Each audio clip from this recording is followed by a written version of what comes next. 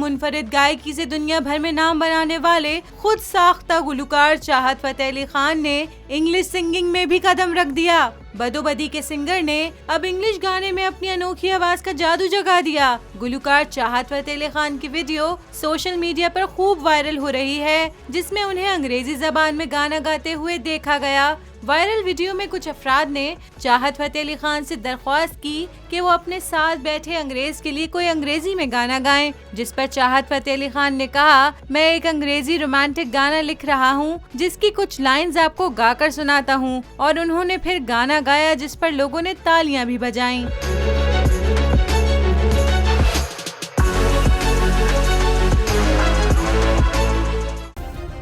Subscribe करें और bell दबाएं ताकि कोई खबर रह न जाए।